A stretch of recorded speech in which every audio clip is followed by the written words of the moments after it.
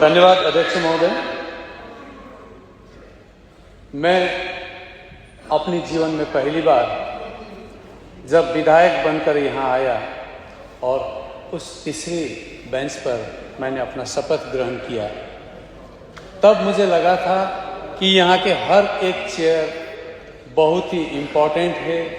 यहाँ सदन में जो चर्चाएं होती है हर एक सुनेंगे, लेकिन एक ऐसा इम्पोर्टेंट सब्जेक्ट पर यहाँ पर डिस्कस हो रहा है, लैंड एंड लैंड रिफॉर्म्स, लेकिन दोनों तरफ से सदस्यों का संख्या कम देखते हुए मन में चुभता है। मैं दोनों तरफ की बात कर रहा हूँ, मैं एक तरफ की बात नहीं कर रहा।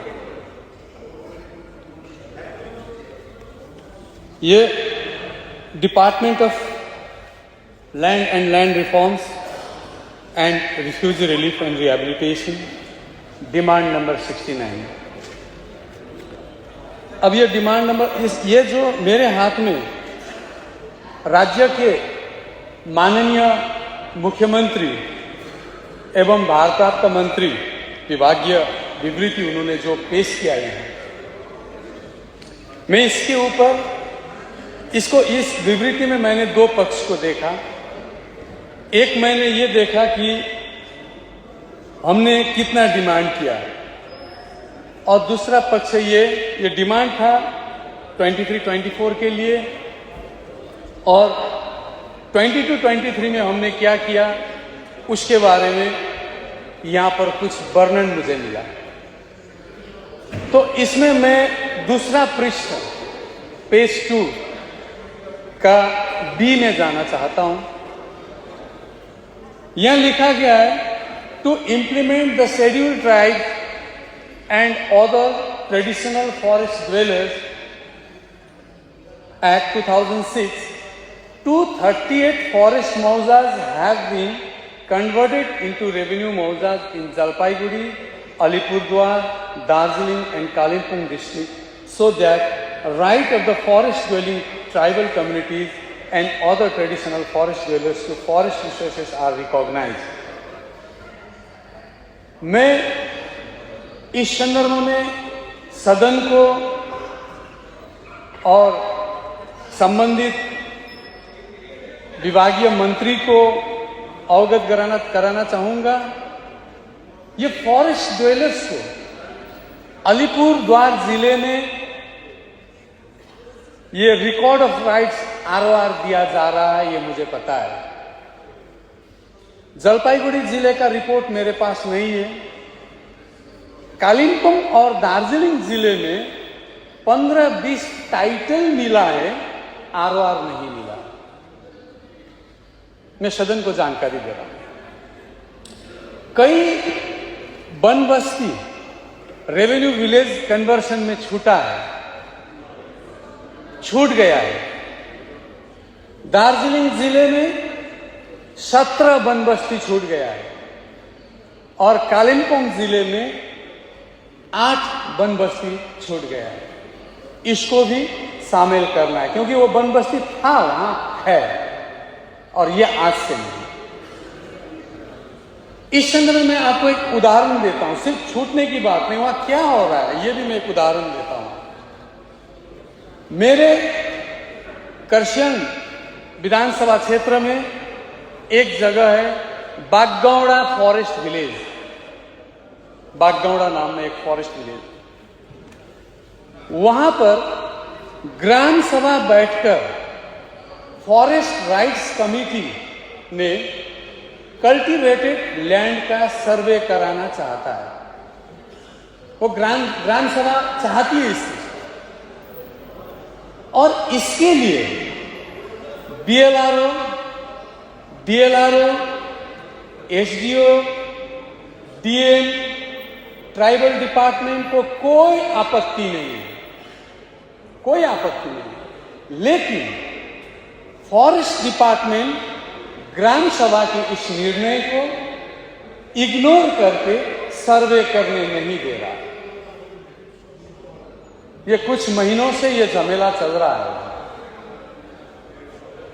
मैं सदन को बताना चाहता हूं, यहां पर ये फॉरेस्ट ट्राइब में शेड्यूल ट्राइब और other traditional forest dwellers, tribal की बात कही गई है। मैं बताना चाहता हूं ये जो बागडोगरा फॉरेस्ट विलेज है इसकी 80% आबादी ट्राइबल्स है। यह ट्राइबल पॉलिसी के खिलाफ है।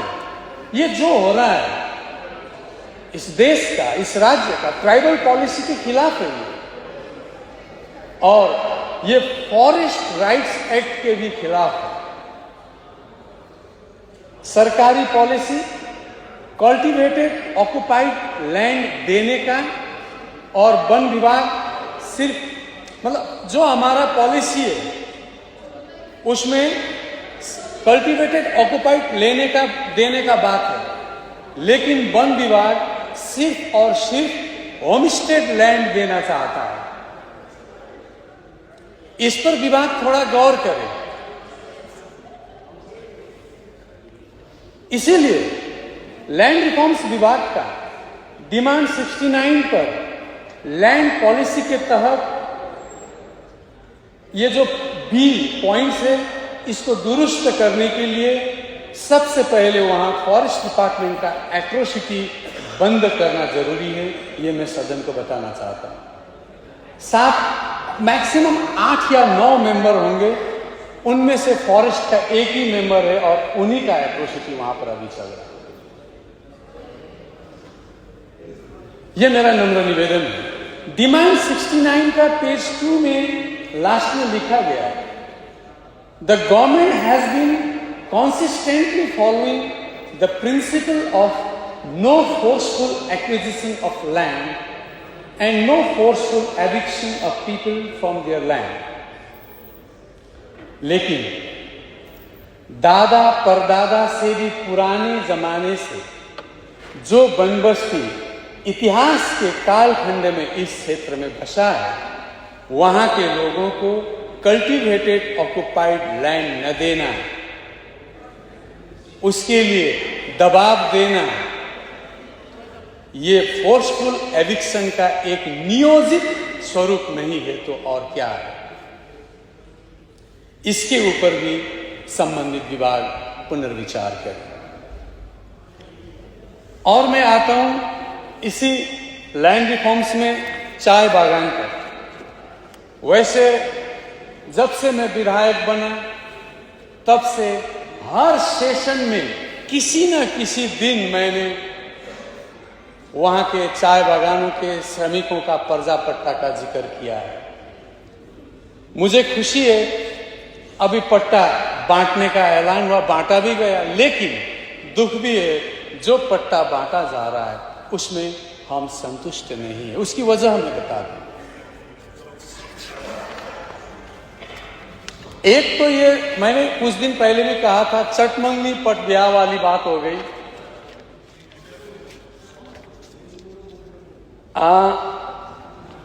9 फरवरी 2023 को श्रमिकों को पट्टा दिया जाएगा बोलकर जीटीए प्रमुख अनित थापा जी का बयान आता है 9 फरवरी को,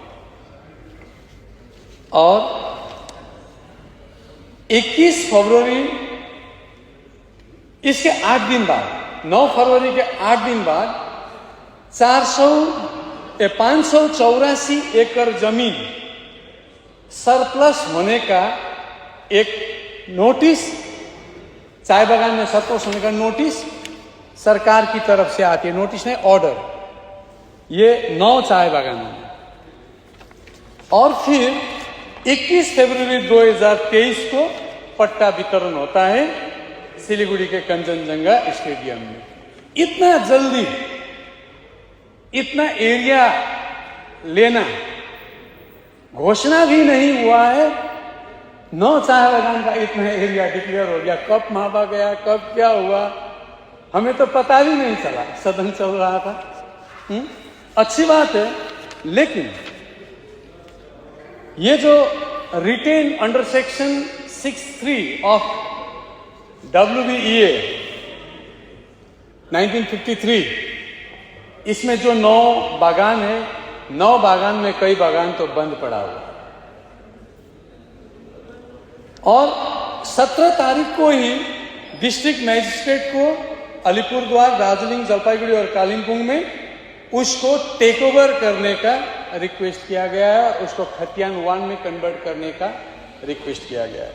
अब कुछ दिन पहले यहाँ जो बजट विवृति पेश हुआ उसमें लिखा गया था कि होमस्टेड पट्टा देंगे। तो होमस्टेड पट्टा का मतलब होता है जहां पर श्रमिक रह रहे हैं उसको पट्टा देंगे। अब जो पट्टा बांटा गया है वो पट्टा मेरे हाथ में है।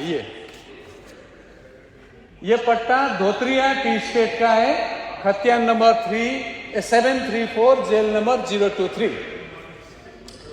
इसमें लगभग 1 डेसिमल पट्टा दिया गया। एक तो ये नॉन ट्रांसफरेबल पट्टा है, दूसरा जो पट्टा दिया गया 2 दाग नंबर से 580 और 585, यहां पर सूखा खेत लिखा गया, ड्राई लैंड। वो होमस्टेड लैंड नहीं। सूखा खेत का मतलब होमस्टेड नहीं होता है। वो जहां रह रहे हैं वहां से बहुत दूर जंगल के कहीं जो ड्राई लैंड है वहां पर दिया जाए। एक आपत्ति तो इसमें है। दूसरा आपत्ति मैंने पहले भी बताया था कि वहां जो खाली जमीन था वहां के लोग उसमें कुछ कल्टीवेशन कर रहे थे, संतरा हो रहा था, इलायची हो रहा था। तो देखिए, सबको तो नौकरी नहीं मिलता है। श्रमिक को, माँ या पिताजी श्रमिक है, उनका रिटायर होने पर उनका एक बेटा या एक बेटी या बहू कोई एक को ही मिलेगा। ब्रिटिश के टाइम में जितने श्रमिक थे अभी भी उतने ही श्रमिक है, लेकिन आबादी तो बढ़ गई है उनकी। तो वो लोग कहाँ जाएंगे? 5 डेसिमल 8 डेसिमल देंगे तो वो लोग कहाँ जाएंगे? वो जिसको 3-4 पुश्तों से नौकरी नहीं मिला, वो लोग क्या कर रहे थे? उसके अंदर खाली जमीन पर खेती कर रहे थे।